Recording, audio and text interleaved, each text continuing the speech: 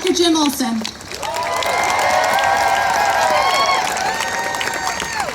Hey everybody.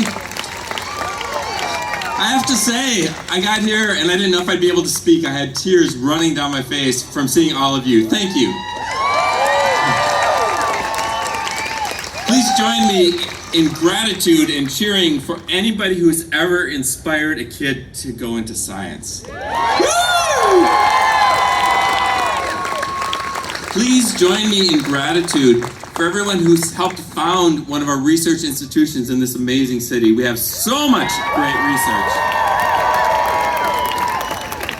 Please join me in gratitude for our partnership with the federal government, who has allowed us to do clinical trials that improve children's lives from 15% of kids surviving when I was a kid, if they had cancer, to about 80% today.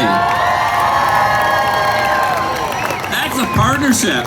That's a partnership worth keeping and worth saving. I'm a pediatric oncologist. For the last 30 years, I took care of kids with brain tumors.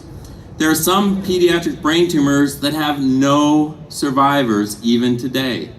Imagine each time I see one of those MRI scans and I need to walk down the hall, open a door without knowing who's behind it, see some beautiful child, and somehow get their family from that point to understanding that the child's not going to be here in a year in a matter of minutes. The only way we can do that is to be able to offer hope. And that little shred of hope that I can offer those families comes from the fact that we changed survival from 15% to 80% in one generation. Now you could say, well, that's a federal program. The government should not be paying for all those clinical trials. That's something that should be done by the private sector. Who else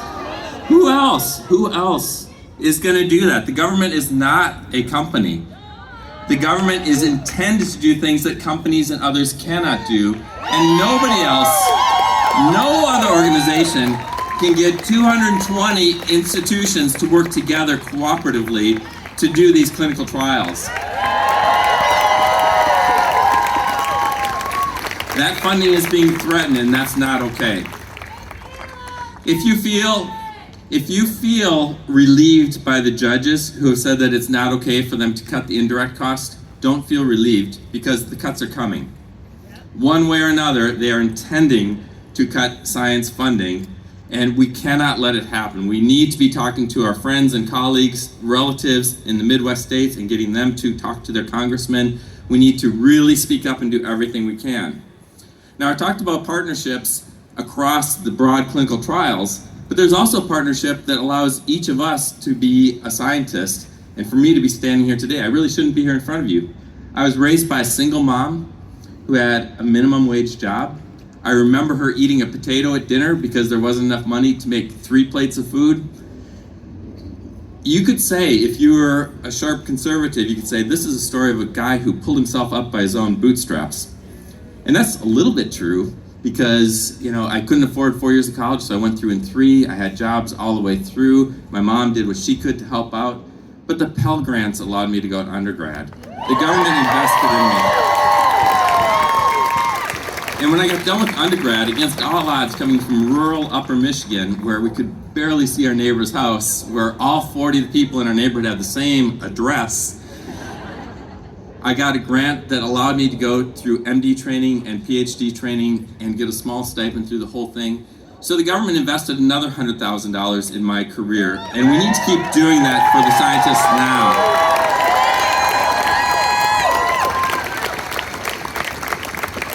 From that $100,000 investment, I took care of kids with brain tumors for 30 years. We did that clinical trial that improved survival of kids by 20%. We started some biotech companies that brought in over $200 million worth of investment and jobs in Seattle. You could argue that there's an enormous economic impact. There's an enormous societal impact each time the government invests in a young scientist who is going to train. When I moved from one institution to another in Seattle, they asked me what my highest priority was, and it said, I've benefited from people who wanted to see people like me be able to enter a field like this, and I want to do the same for the rest of my life.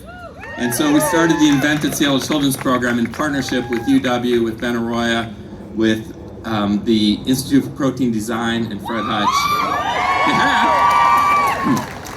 And in that program, we've brought in 26 scientists from around the world, the brightest scientists. We have a guy from Nigeria who's creating a drug that would halt schizophrenia.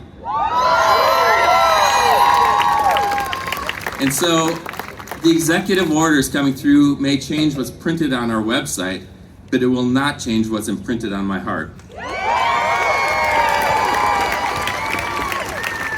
And I am not alone. The community here is ready to insulate these institutions from fluctuations in government funding, and we need the community to join us in partnership. The partnerships are going to shift. If government funding is going to go down, we need to find additional ways to move forward. We need to speak up against these cuts that are happening, and we need to forge new partnerships, fund the institutions that are the crown jewels of this city to help them succeed in training the next generation. We do not need to feel paralyzed. We need to be vociferous. We need to get out there and do everything we can to stop these senseless cuts, to protect science, to protect women's rights, to protect everything that we care about that's getting cut. Join me in doing that. Thank you so much.